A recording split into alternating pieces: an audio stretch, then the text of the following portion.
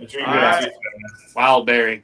Well, welcome, guys, to Chords and Chaos podcast. I'm your host, Zach, and I appreciate all y'all coming on today. Thanks for having us. Yes, Thanks, man. If y'all don't mind introducing yourself and tell me what you do in the band. I'm Steve. I sing and I play guitar. I'm Talon, and I play drums.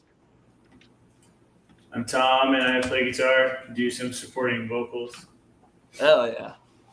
And y'all are out of Denver, correct? Yep. Yes, Or sir. just different little parts of that area?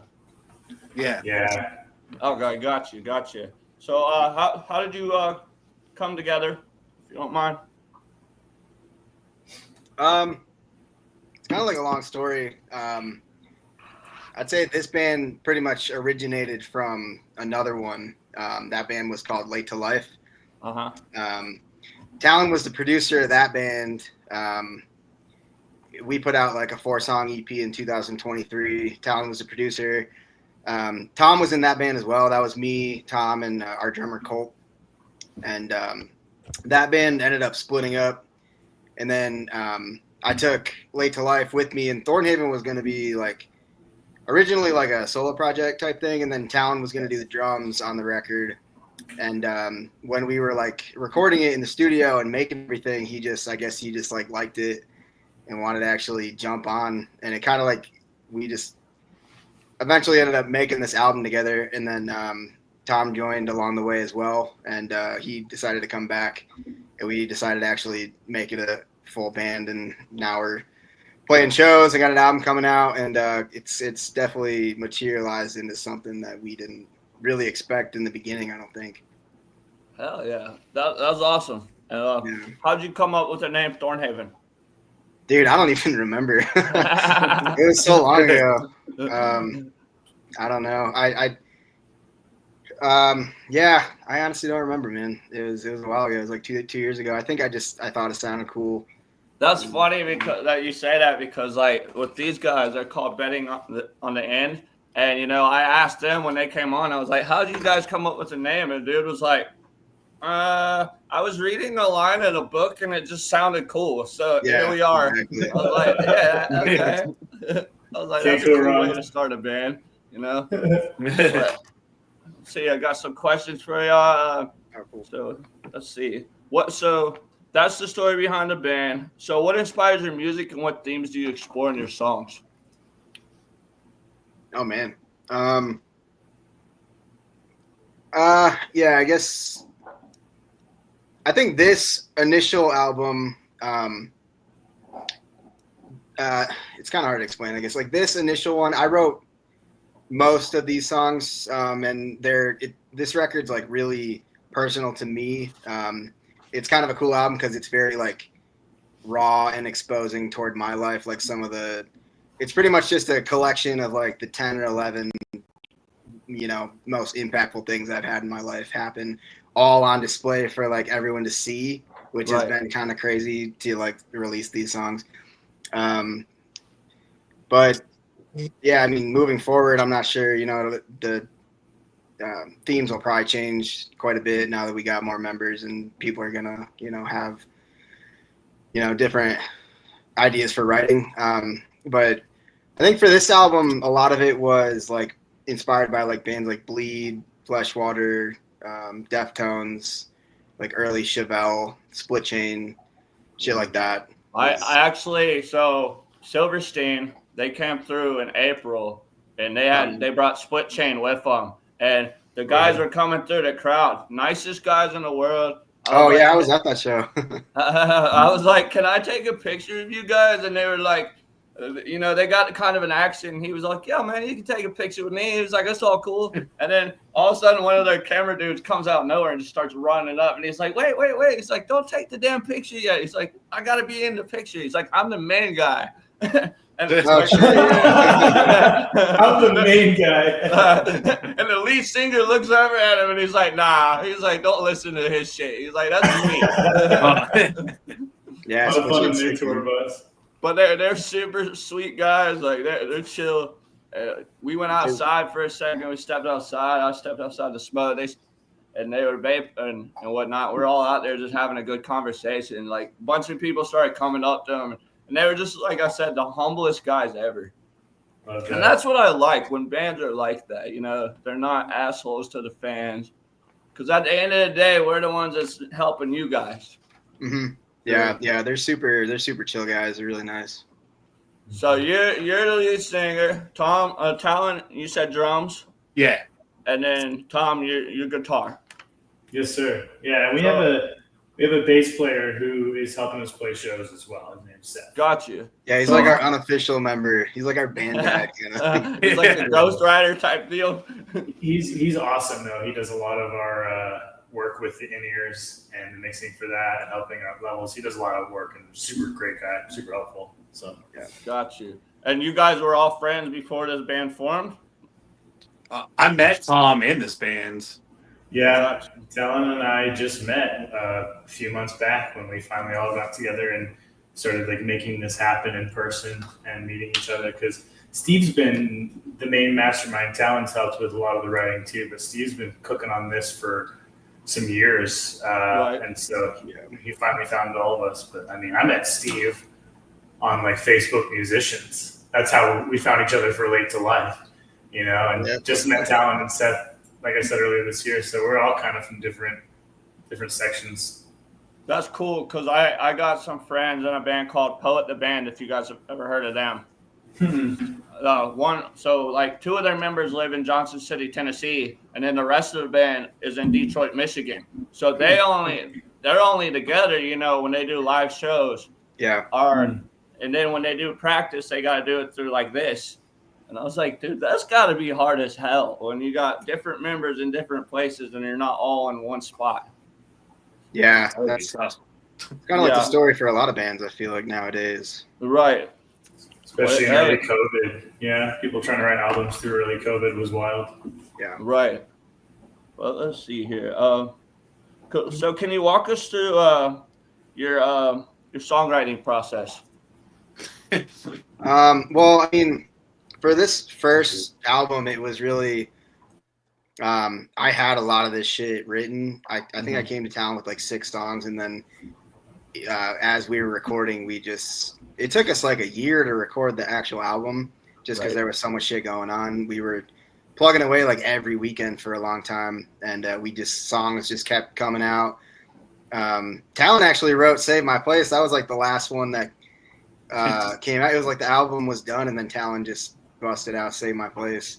And then I just threw some words on it. And but really, it was kind of like I had the stuff written, and then Talon would throw drums on it.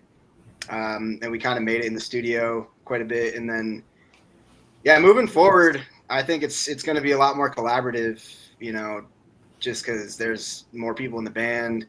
Also, I don't really want to be the only person writing. Like, I want to, you know, a lot of my favorite stuff is always like what my band members in whatever band I'm in are coming up with. That always tends to be like my favorite stuff. So like thrown together stuff. Yeah. So me and Tom and I do a lot of writing, like just at my house or his house or whatever. We'll just come up with songs like on the spot. And then we'll have like riffs kind of in our arsenal just to, you know, whatever. And then Talon, he's a producer. He writes a lot of stuff at home. So we're just kind of throwing ideas at each other all the time and seeing what kind of sticks. So let me ask you guys that write, how do you overcome your writer's block? I've had writer's block for a while now, so if anyone has any answers. I don't really get writer's block. I just start writing in a different genre. Right. Mm-hmm. So I'll write like a bunch of hardcore songs. Like I'll write like, I always tend to write like 5 songs at a time, and I'll write like 5 hardcore songs, and then I'll write like 5 death metal songs, and then all of a sudden I'll find this chord progression that works for Thorn Haven, and I'll send it to Steve. And so I just constantly revolve around these different subgenres of metal. Now, do you, Tom and Talon, do you two have a favorite song that you like to play? Ooh. I think my favorite song to play selfishly is Wayside because it's on a totally different wavelength. It's one of our chiller ones. Right. Something about the chord progression Steve wrote for that is very like 90s beach era kind of vibe. I don't really know how else to describe it, but it feels good. But man, Razor Wire is people have a lot of fun during Razor Wire, so I like that one a lot too. Yeah, neither of those are out yet either, so those will come out like pretty. Those are actually the next two that are coming out. We're playing a lot of stuff that's not released at our gigs. So yeah, we only had like a couple songs that were out, and our first show we played like 9 songs, and I think we only had 2 out at that time. Yeah. So like we were playing a bunch of shit that no one even heard yet. Hey, that's cool though. You know, I guess some like hype and whatnot. Like, hey, we want to hear this. When's this shit coming out? You know? Yeah. It builds up the anticipation for it. Yeah, sure. My favorite is actually Thirst, which is the song we just released a week ago. That one's my favorite to play. I'm a big fan of that song. Yeah. That's my favorite song too. I think that's a pretty good one. Yeah. My least favorite one is Wayside. I love Wayside. It just like sometimes it doesn't translate as well live. It's so much slower. I only said that to make Tom mad. Furious. Furious. I think our host is mildly frozen, but he mentioned. Oh, there he is. There we go. Sorry, like I said, I live in the valley, and it's beginning to thunderstorm. So when it thunderstorms, we have the worst Wi-Fi signal in this neighborhood ever. And they, you know, when you move in an apartment, they're like, "Oh, we suggest you get this service." Well, this service sucks. I have Xfinity, and I will never recommend Xfinity to anybody. Dude, it sucks ass. It does. Yeah, they're pretty terrible. They're overpriced and inflated. They are, dude. Like, I just looked at my bill. They want $147 right now. And when I first started, it was like $42. And I went up there and I was like, why in the fuck is this starting at 42 and now you're at 140? Dude, they lock you in like contracts, and then when the contract's up, they boost the price up. Yeah, and then they act like they don't know what they're doing. So I'm about to just change it all to Verizon and have it all in one thing. So. Motherfuckers. I was like, y'all, I told him the last time I went in there, I was like, you guys suck. And this one dude, as soon as I come in there, he takes his whole router and he got pissed at the guy because the guy was like adding on all these extra bills. And he took his router and just slammed it in the middle of the floor of the store. Oh, man. I was like, that's how you show them. That's 2 a.m. IHOP unhinged behavior right there. Yeah, right. I was like, you're the man, sir. As he did it, he turned around and he flicked them all off and he was like, I'm out of here. He was like, the hell of your service. I was like, there you go, buddy. You guys see the video of the dude crashing the car through the car dealership? Yeah. Oh, yeah.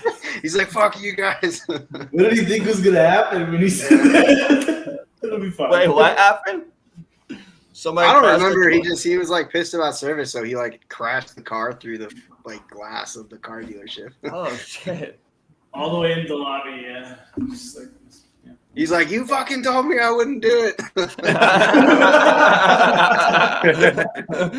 And then he showed him. He was like, "Yo, here, boom." He did. I know, bitch. I guess respect for that, but. Oh man, that's too funny. Okay, so what's your approach to recording, and do you have a preferred studio or producer that you work with? This guy, Talon. He produces all our shit. He's done everything. Everything I've recorded that I've been involved with out here, Talon's done. So. And y'all just do it in a home studio? Yeah. Yep. That's awesome. That's awesome. I like that. Steve does a lot of the drafting, and these guys work and send stuff back and forth. Yeah, he sent me demos towards the end of 2023 and was like, I want to record my solo album and will you play drums on it?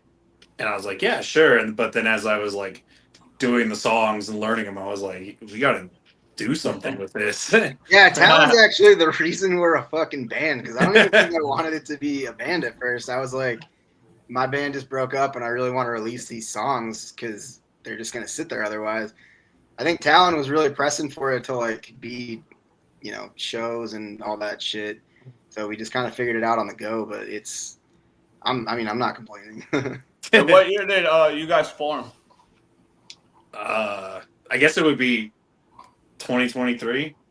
Okay, Yeah, I so- guess. It was when we Unofficially, started like- everything, right?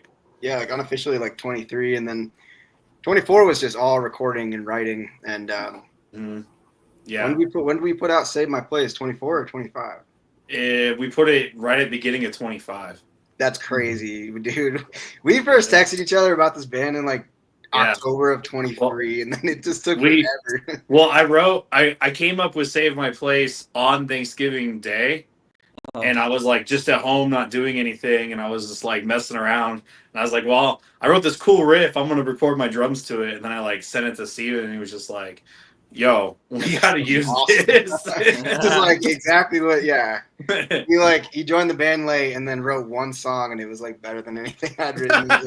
It was not better. It's not better. I keep thinking Tom's froze like the whole time because he's only sitting like this. Oh yeah, Like, I was wondering that are too. you with us, buddy? Tom, you gotta keep like active movement like this. Yeah, it would be funny if you were just like, Oh, good one.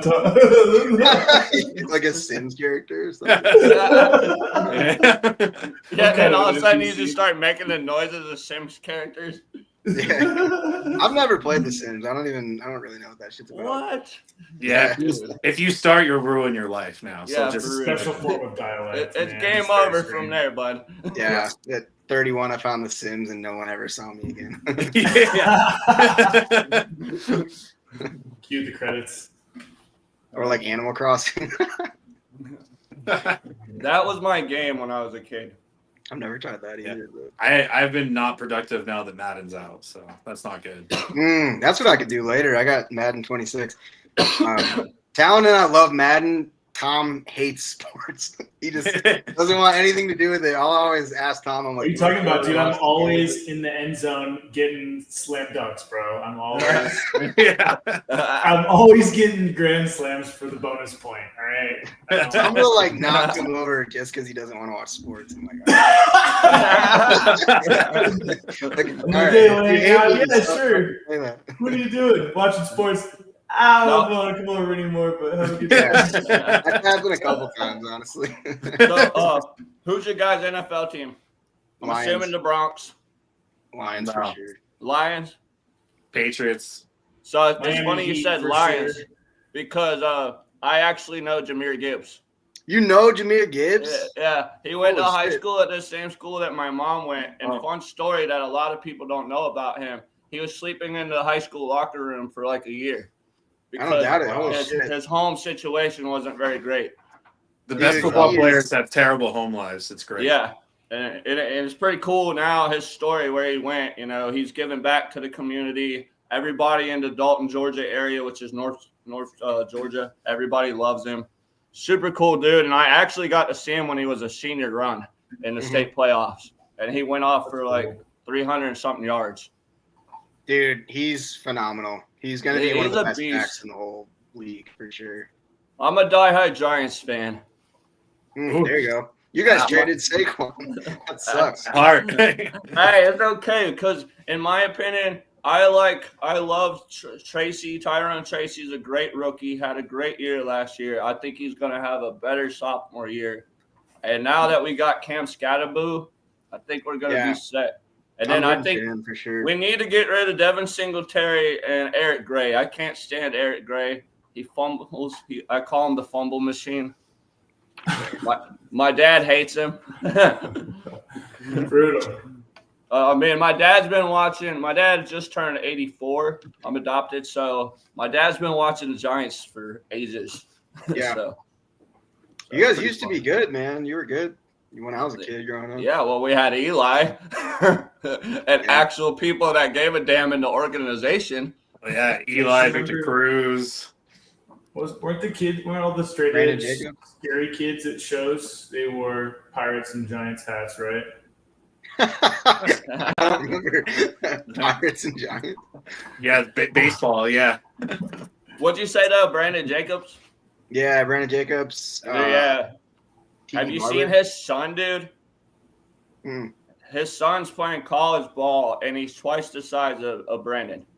Oh shit! I think the kid's like 6'5", like 285. He's a monster. So he's Probably like a gonna wide be receiver or something. No, he's a running back. Oh shit. He's gonna run over people like his dad. And I'm hoping the Giants get him one day. Yeah, no doubt. All right, let's get back to the music thing. What have I not asked? That's where my ADD brain goes. Mhm.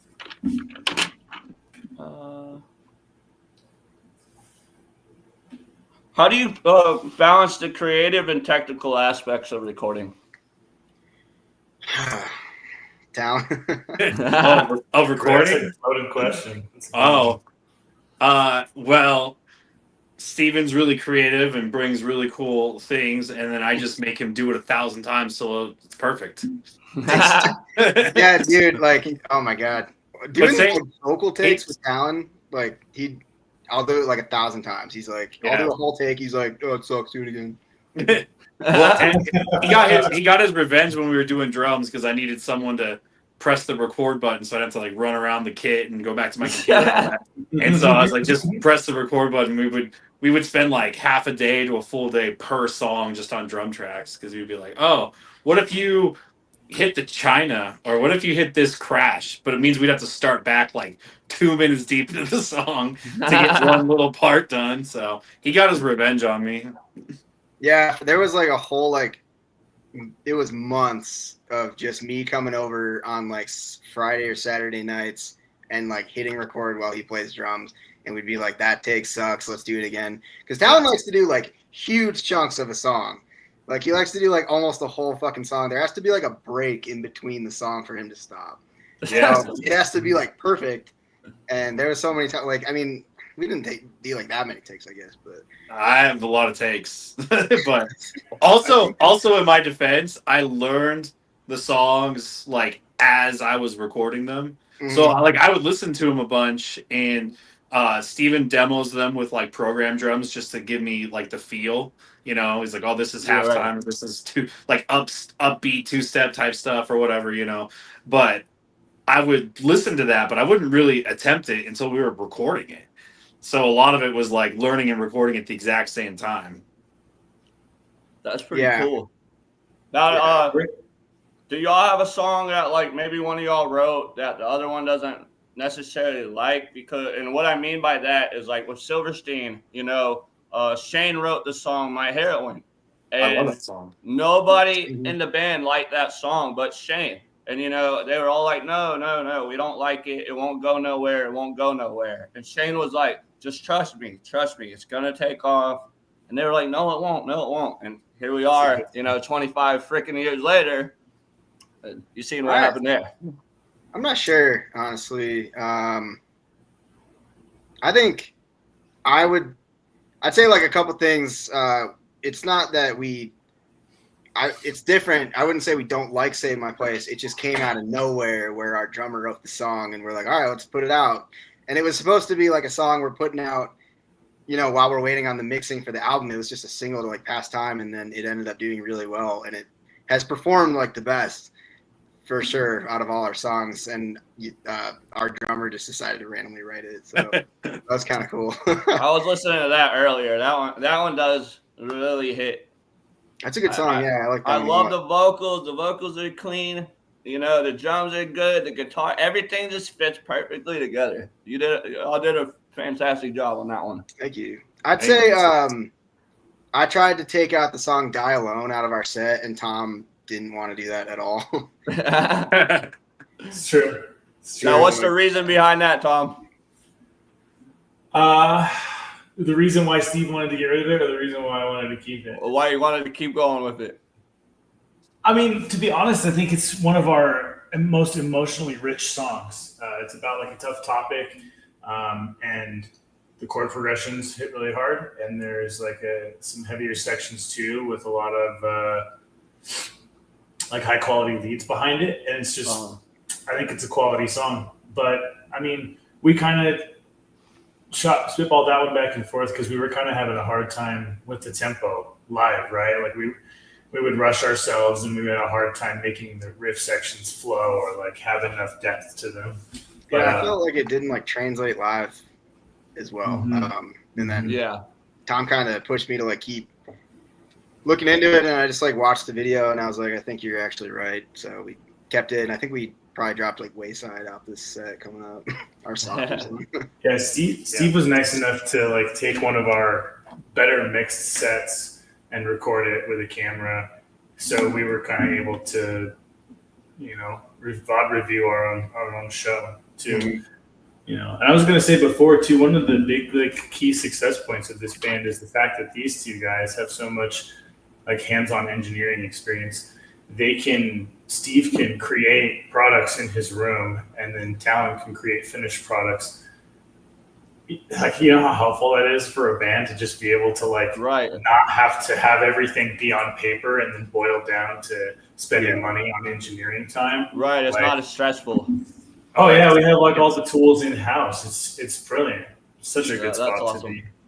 Yeah, we're a really self-sufficient band. All the videos are done by Steven.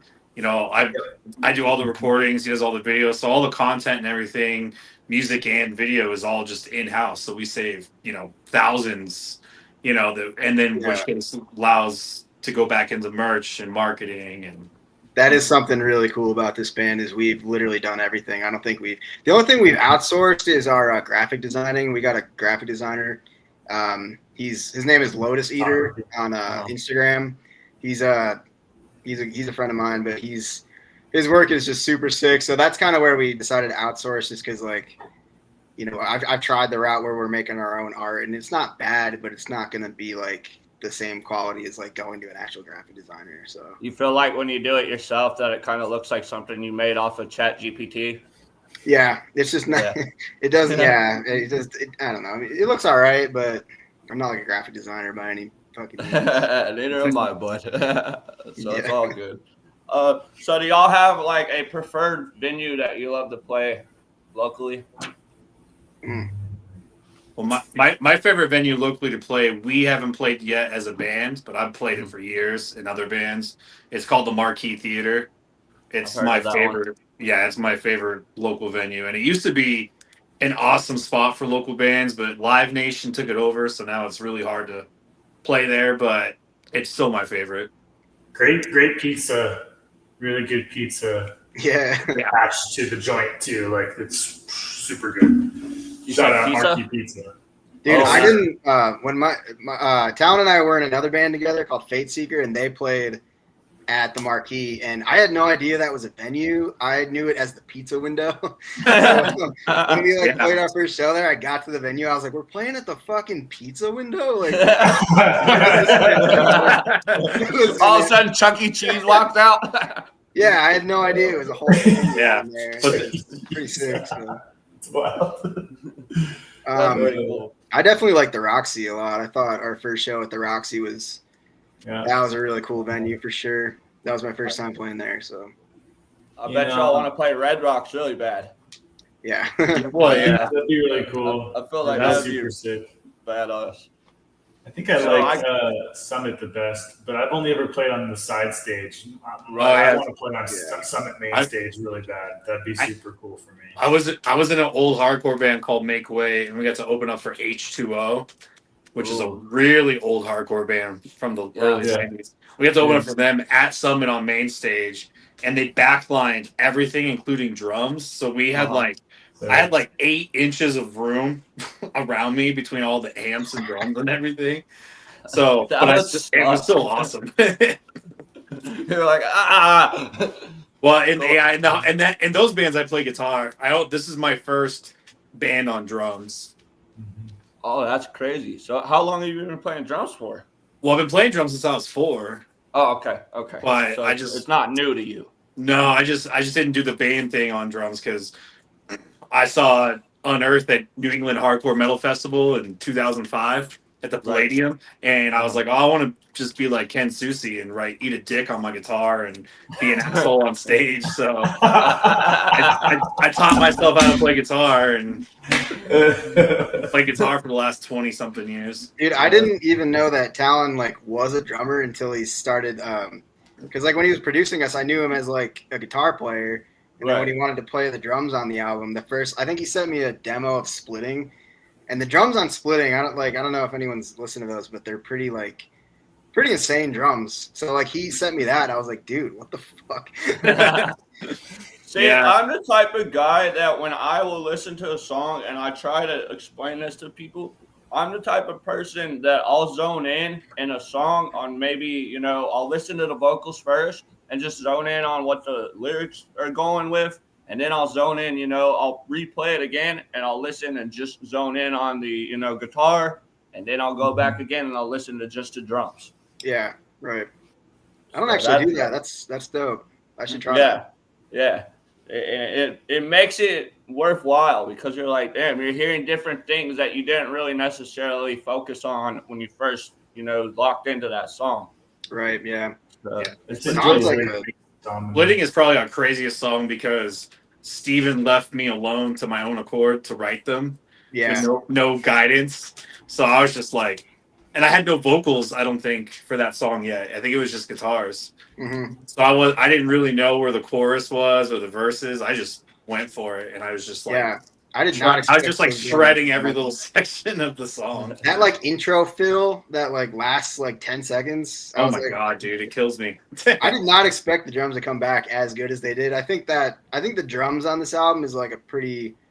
I think that kind of can set a band apart, like having a good drummer, especially in a genre like ours where like it's not the most intricate music in the world. If you have a really good drummer, I think that kind of sets you apart. So drummers make really good mixers too. They make really good mix and master people who understand drumming. You guys are gonna make me blush on camera, and I have a reputation. What if the hardcore scene watches this video and knows I have feelings? My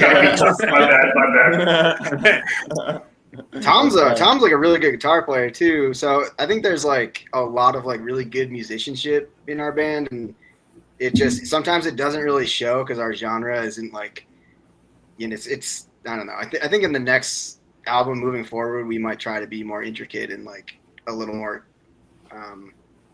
what's the word, like technical. Right. But this first album like wasn't really. It was more like just trying to be in your face and like kind of establish like who we were, and then we can kind of figure out where we want to go from there. Right. I was gonna say also, it's like you just said a little bit ago that y'all just formed in 2023. I mean, you're still fairly new, so you still gotta learn everything a little bit as each other, and that'll all come together and it'll take off from there. Yeah. Yeah. Steven is a sneaky technical guitar player. Like, if you listen to the riffs, they don't really sound hard, and then if you actually learn them, he did this to me in Fate Seeker too. He's like, I wrote this song, and I was learning it, and I was like, dude, this is bullshit. Like, this is way harder than it sounds. So he's like sneaky technical. Tom, I mean, you had to learn all these songs, so maybe you're like, no. Yeah, there's a specific riff that should be simple. There's not a whole lot of fret skipping, and it's kind of just like down and up and down and up.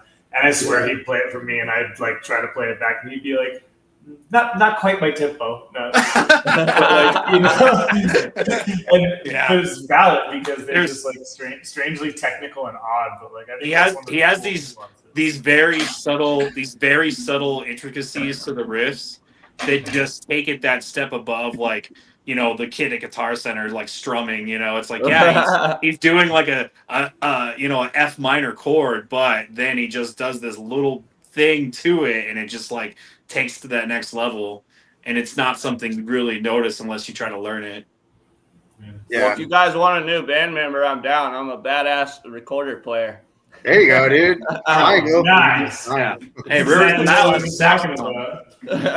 I mean, you can always use one of those in your band, right?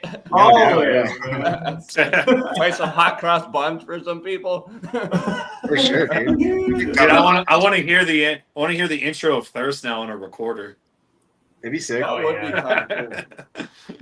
That would be kind of cool. We should do a remix version of Thirst on Kids Toys. Like, I would like to hear somebody honestly play "Smile in Your Sleep" by Silverstein on a recorder. That honestly wouldn't sound bad. I feel like that would sound bad. It's got the riff in the beginning, which is like taps, right? It's like an old school tap riff, isn't it? Yeah. Yeah, it's tapping. I never knew it was tapping until not too long ago. So in elementary school, we used to hate our music teacher, and she would bring in the recorders and give them to us. I And wonder if she's watching. that'd be hilarious. She's probably dead by now. The lady was like Oh my 60 then, so I'm assuming she's probably dead by now. We probably killed her. Oh, jeez. We probably ran her anxiety up. Yeah. But we used to sit in class, and like she would turn around and start writing things on the chalkboard, and we'd sit there and we'd all line up, and we'd be like, "Put your fingers on all the holes." And we'd all get ready, and we'd go like that. And as soon as one person would stick their finger up in the air, we'd all just go, "Ah!" And she was like, Holy shit. Yeah, you probably gave her a heart attack for sure. dude, she fell down one day and like knocked her computer off the desk and damn near broke her computer because we did it, and it scared the hell out of her. Kids are ruthless. She kicked us all out of the class, and we were like, yes. We're like, let's do this more. We can keep getting out of this class. We were like, let's figure out ways to not come into this music class. Some kids at school were like so out of pocket. Like I remember just growing up with some kids that were just like out of their fucking mind. That was me. I'm not gonna lie, I was that kid. Like I would do the stupidest shit just to get out of class. Yeah, I should have applied myself more. I'm not gonna lie. I was like that growing up too. I was like not at class a lot, and I was not really applying myself. No. Till I like got, I don't know, a lot older.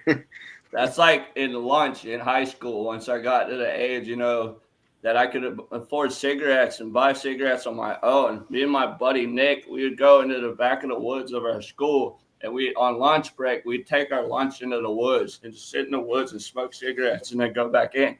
And I'll never forget it. I was coming through the woods one day, and our wrestling coach happened to open the back door to our wrestling room.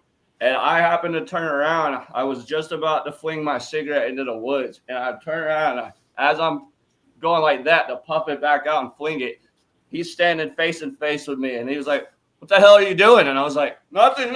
He's like, "Yeah, right." He was like, "You're smoking a fucking cigarette, you douchebag." And I was like, "Damn, coach." He was like, "Hey," he was like, He just throws you in a fucking half Nelson. I thought he was going to, because he actually he killed a dude, and he used to fight like pride fighting in Japan, and he kicked the guy so hard in the head that he killed him by accident.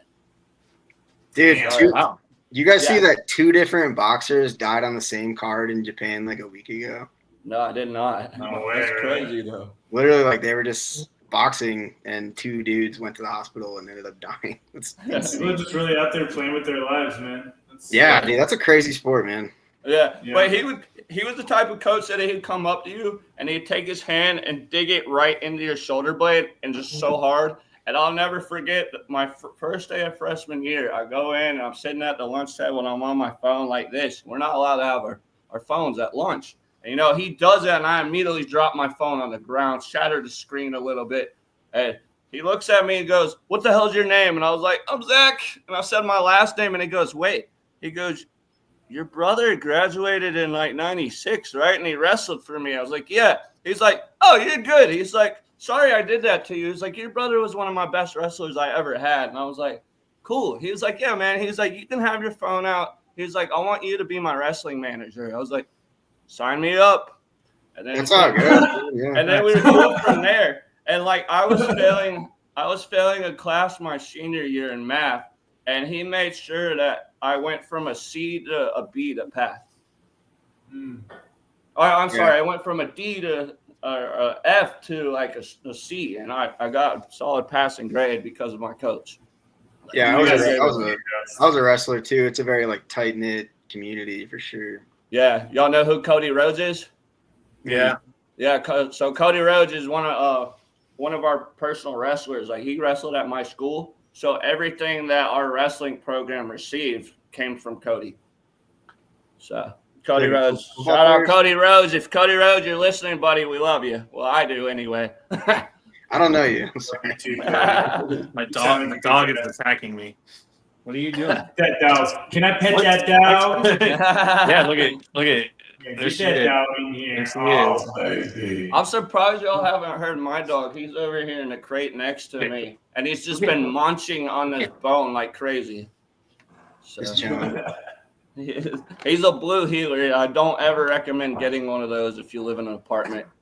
You'll lose your I mind. need a lot of attention. Yes. A lot of stimulation. Oh, he's crazy. The most loyal dog I've ever had, though. Oh, that's cool. Love that. So what's your favorite part about performing live, and what do you enjoy most about connecting with the audiences? I like this question a lot. Yeah, Tom, what do you think? Honestly, truly, that's kind of my main reason for playing music in general. I have a bit of fun like writing music and the process and like putting out material. But man, I just like grew up going to shows and being able to connect with some of my favorite bands before they were really popular. I went to a lot of shows in Idaho as a teenager, so not only was it not really a hot spot for people to like go to metalcore and hardcore shows, but kids didn't have shit to do there growing up. Right. And so it was a really cool connected space, and I got to meet like all kinds of bands that are kind of hard to get close to now. And there was just something connected about the whole thing. It's kind of strange for people to like get in a room and stand and watch you play instruments, right, and like sing along and jump around and connect with you. It's kind of like one of the more spiritual and like natural things that we do in a world where we kind of like pass each other by, and saying hello is like more unusual than ignoring each other. Right. So honestly, it's just special. And then talking to people afterwards and like making friends and going to Denny's and shit. Like, that's it for me. I love that so much. Oh, I forgot. Y'all don't have Waffle House out there. No, we have. Do we not? We have a Waffle House. Yeah, do you? Because some Yeah, people where's told me that at? there's no Waffle House. I was like, Yeah. No, there's a Waffle House on Colfax, and one of my old buddies got his first DUI because he fell asleep at the red light after being at Waffle House. Typical Waffle House activities. That's funny. I actually got a bunch of friends in the EDM community in Denver. I don't know if you guys have ever heard of Sam. Her DJ name is Owlet. And have y'all heard of the Club Vinyl? I know Club Vinyl, but I don't. Yeah, she really plays a lot of like Club Vinyl, the church.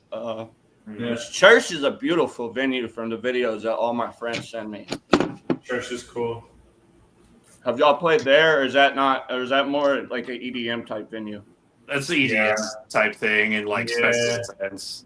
Damn, I was gonna say that'd be a cool place to kind of play. Just the backdrop of it looks beautiful. I want to play at Meow Wolf on the interactive stage. Ooh, I would love that. Meow Wolf's very cool. Yeah, it's really cool. As far as like live stuff, I think just kind of what Tom said, just like connecting with people, being with friends and stuff. I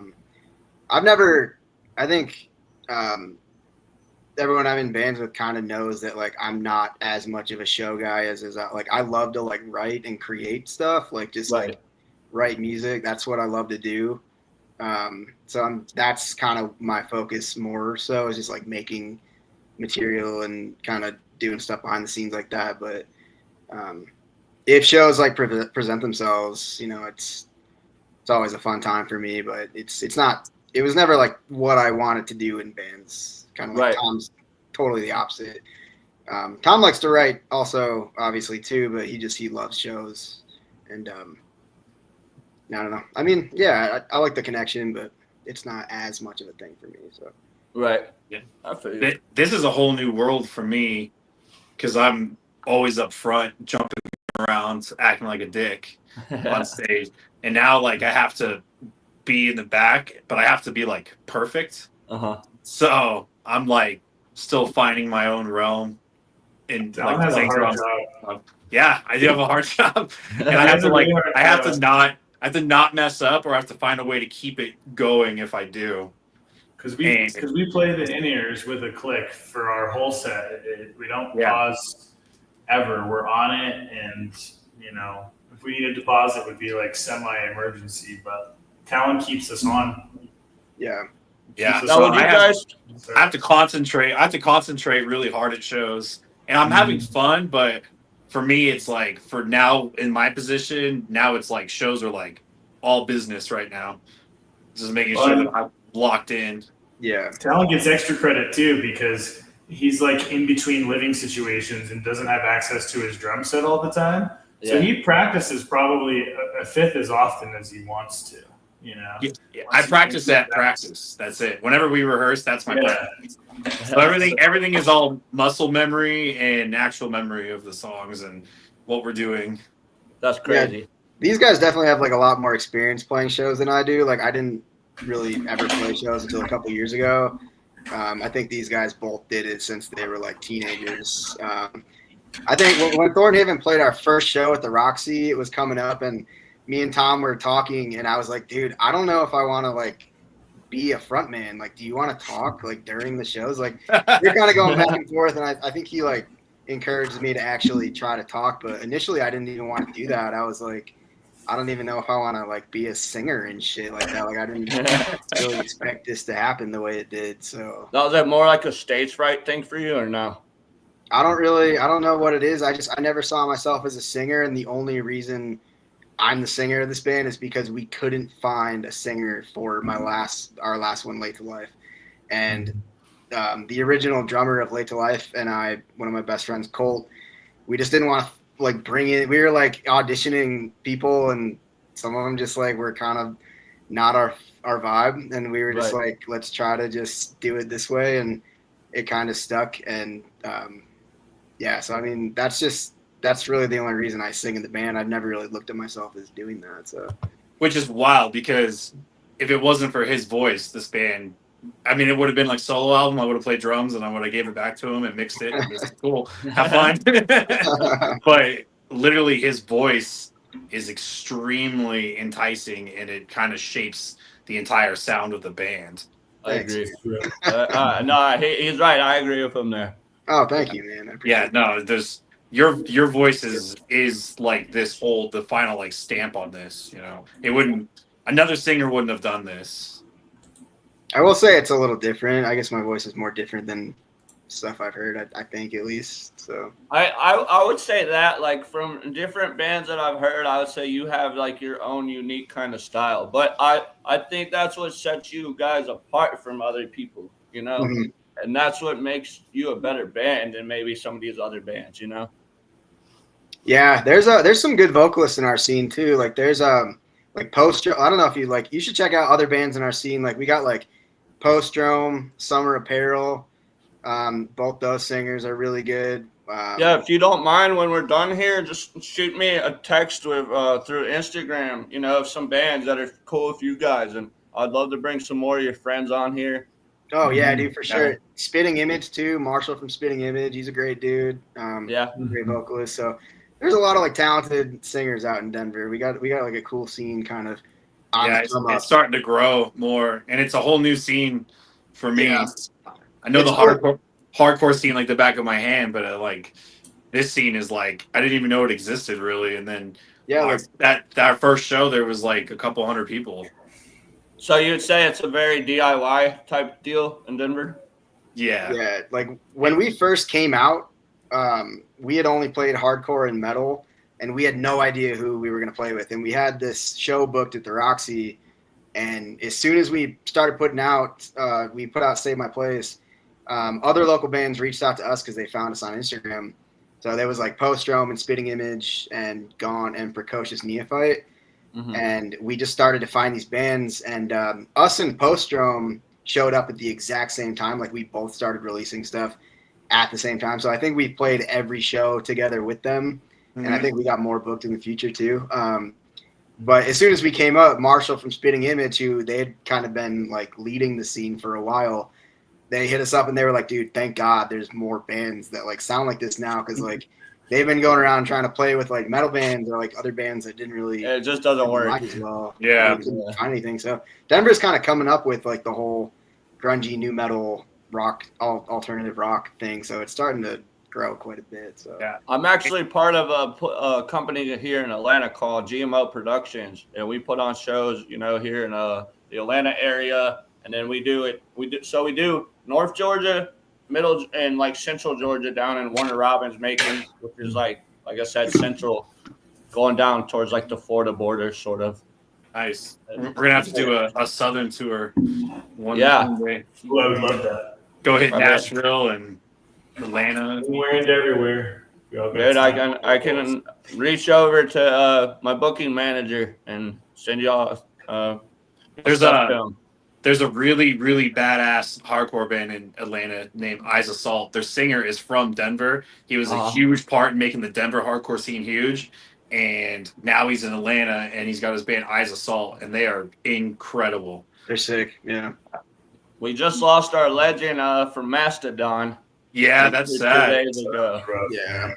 He died leaving his favorite bar, which is called Smith's Bar. It's a local little bar here in Atlanta, and we'd all go, there, and he would just be chilling with the people, and like just chilling like everybody's a normal person, like we all are, and he was just cool with everybody. I've met him like twice. Super nice guy. He looks like he'd be scary as hell. Like he looked like a dude you would not want to throw down with. He'd put you in a headlock. All unfolded for sure. Yeah. Yeah, that's too bad. I got a couple more questions here for you guys, and then we'll wrap it up because we're about at an hour, and I know you guys are probably ready to get the hell out of your chairs, move around, and play some Madden, talk some shit in Madden. Yeah, for sure. I got to get my sports game going, man. Tom's got to play sports ball.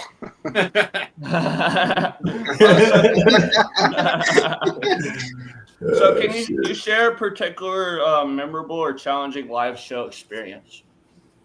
Live show experience? Yeah. I feel like this is such a question for Seth, dude. Oh, yeah. Everything goes wrong and he just fixes it, dude. Like our unofficial member, Seth, who like does way too much for us than we deserve. He just like, he has the whole live rig. Like he was practically the sound guy at our last show, like, cause the sound person like just had a million questions for him, and he just has been a touring musician and done all that, been there, done that.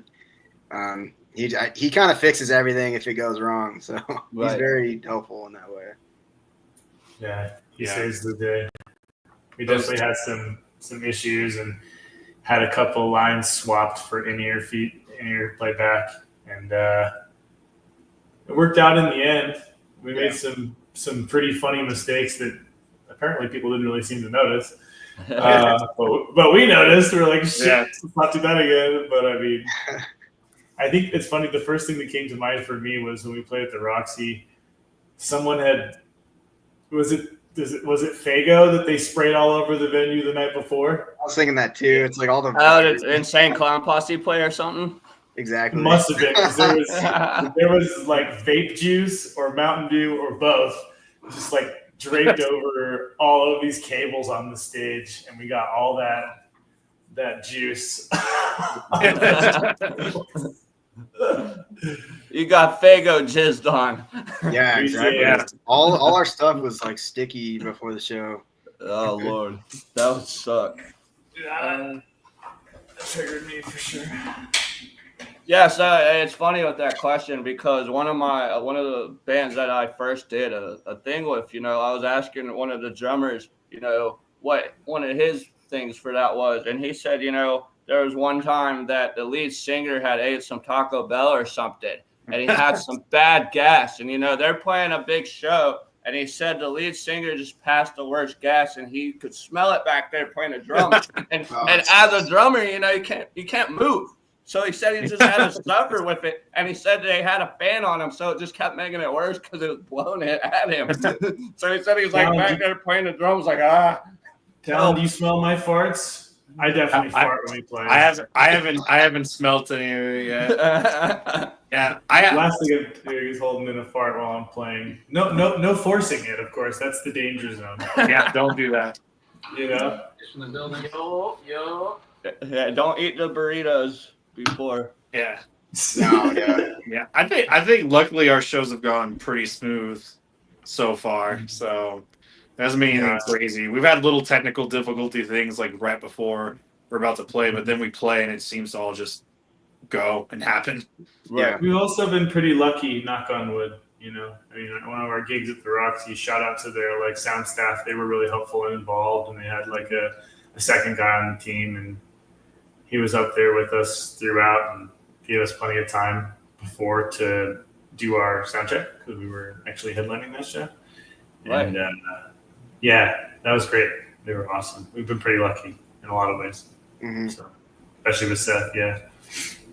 And I usually ask this question as well. It's totally it's not mandatory, but if you guys would like to, I would love to have something from your merch line. I love to get something from every band that I bring on my podcast. Oh, yeah. So I have, a conversation piece when I'm wearing it or something, if somebody's like, hey, what is that band? I'm like, go check them out on Spotify. They're my buddies, from Denver. Or, hey, they're my buddies from Tennessee, It's like a conversation little piece. Yeah, for sure. We got some shirts. We got stickers, shit like that. So We grabbed the hat. yeah, we got a hat. We got wall flags. We got so much merch, but no online store yet, and we just sell it at shows. And so is it just me, or is this Tom's video like very blurry? He blurred out his background on purpose. Oh, got you. I don't want you guys to see my like sex dolls and like voodoo toys. I was trying to not dox myself. I'm a part Hey, of we a lot might of have some organizations. fans on here that are into that type of shit, man. I'm sure There it is. There's the Thorn Haven hat. we got These are pretty skateboards slick. too. We got all sorts of stuff. Yeah, we got Oh, that's- skateboards. Damn, that's cool. Like little fingerboards or actual skateboards? Actual skate decks. Oh, that's Nice dope. quality ones. As someone who skates pretty averagely, they're nice boards. Now, who makes those for y'all? We had a promotional thing. Someone hit up our DMs, and they had like 5 bands on this deal. And if we wanted to jump on, they could do like 10 boards for like $30 each or something like that. So Wow, we just that's hopped a on hell it. of a and- deal. Yeah, we got 10 for like 30 each. So it was like $300, I think. And then we just sell them for like 60 or something. That's not bad at all, dude. That's pretty cool. How did y'all sell those out?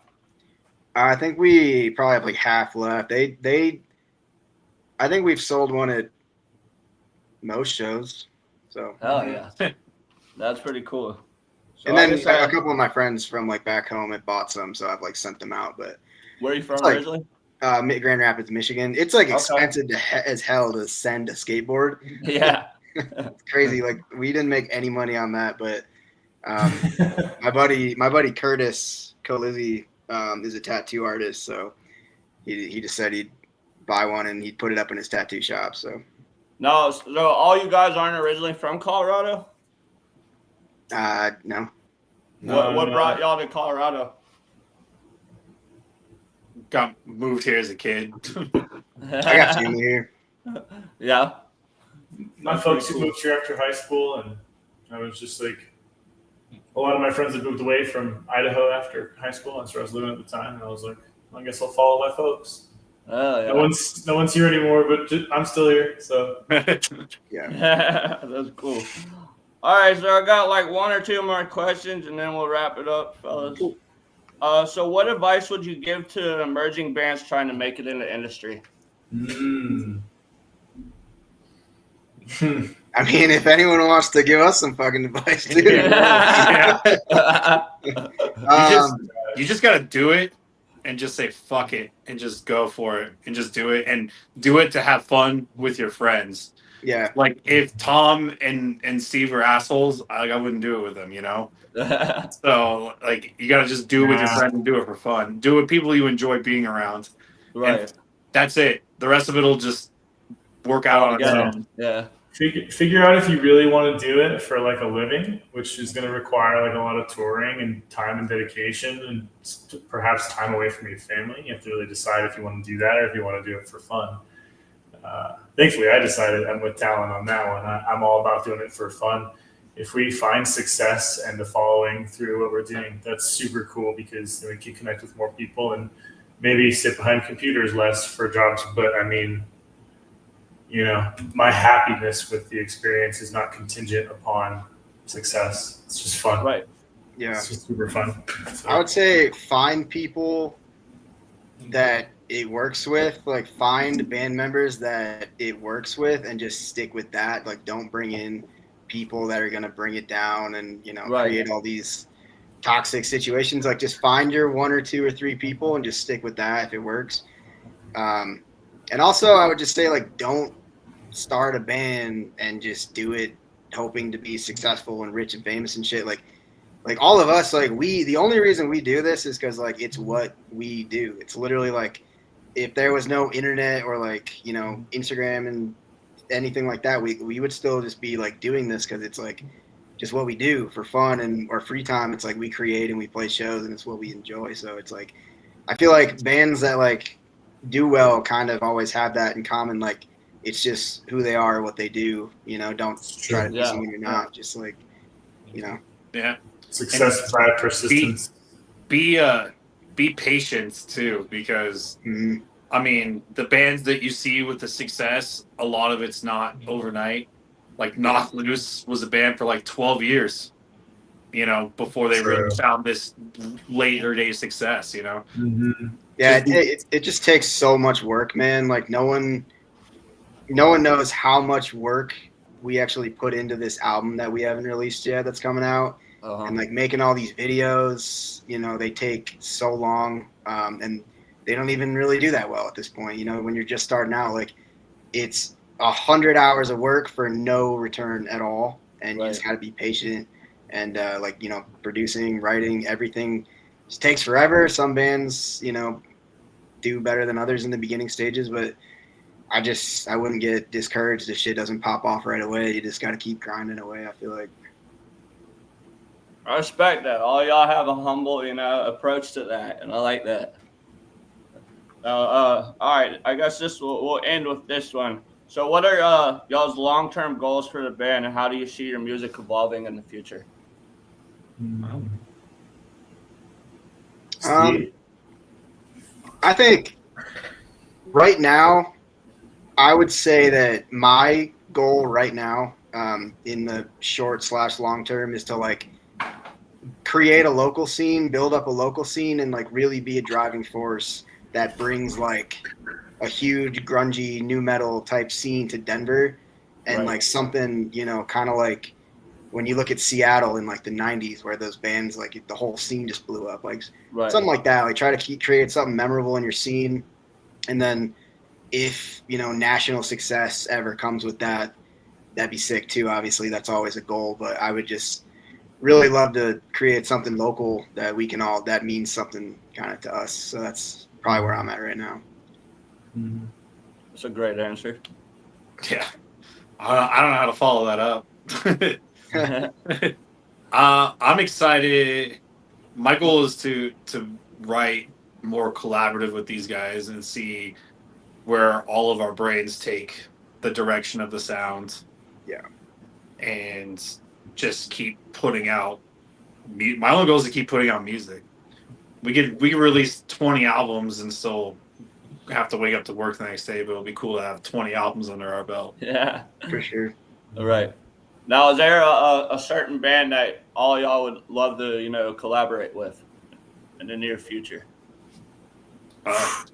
We've talked to this. We have a local band named Postdrome that's similar to us. We're kind of just starting off at the same time. It'd be cool to do something with either those guys or like Summer Apparel, Spitting Image, kind of like a compilation sort of thing, just in like the Denver scene. Or like, you know, if it ever does well, I think like doing something with like Bleed eventually would be like the actual goal, you know, Bleed or like Fleshwater or some shit like that. Getting to do a split with Bleed would be awesome. That'd be amazing. Yeah, that'd be cool. My vote is My Ticket Home. Oh yeah, dude, no doubt. You played a show with My Ticket Home, or like 12 or 50 shows with My Ticket Home. That'd be cool. Yeah, I changed my answer. My only goal for the band is to play a show with My Ticket Home. If no one knows that, if someone sees this and they don't know My Ticket Home, definitely check them out. That's like I've heard of them.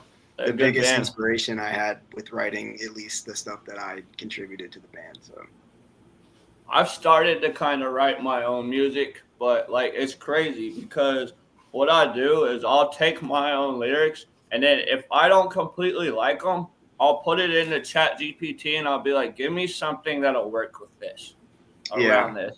And then if I don't like that, then I'll do it myself, and I'll take out whatever ChatGPT gives me, and I'll just go back and I'll sit there and I'll just keep writing down what I want.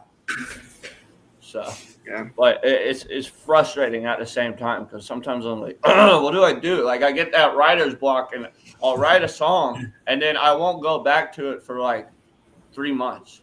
Yeah. Yeah. Some it's very songs real. just like some songs write themselves and they're done in a day, and other ones you sit on for like 10 months and they change. Right. Yep. I hear you, buddy. We're gonna go potty in a minute. Tom, what was your goal for the band?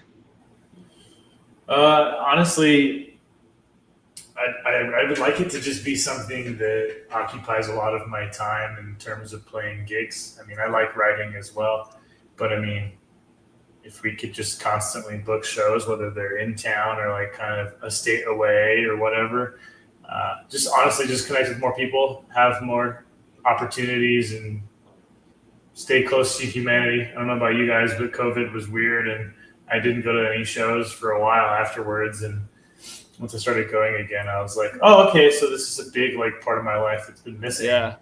And yeah, the more shows with the more people, the better.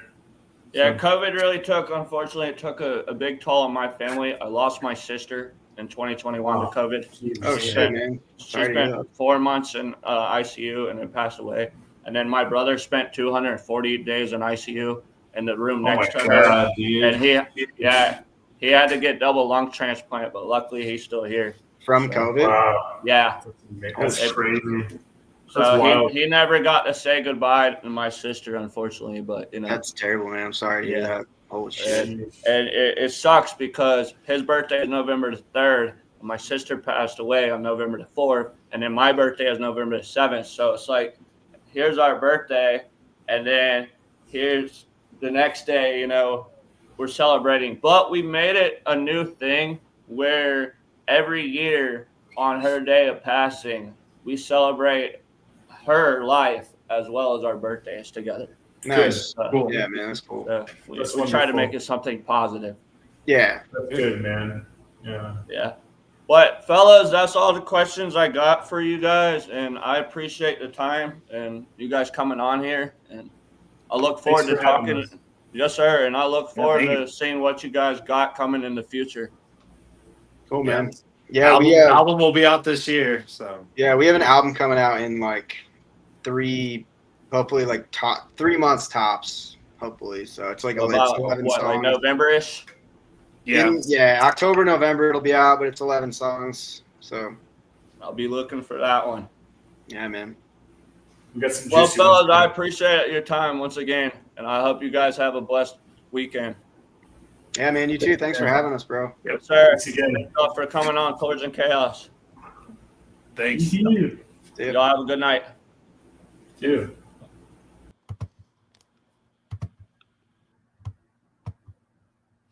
Thank you, everybody that tuned in today to Chords and Chaos podcast, and that was a great interview. Look forward to next week with another great band, and I will drop the link on my Instagram for that one coming up, and you guys will be able to check it out. But thank you all for tuning in today, and I hope you all have a blessed weekend. Thank you, guys. As always,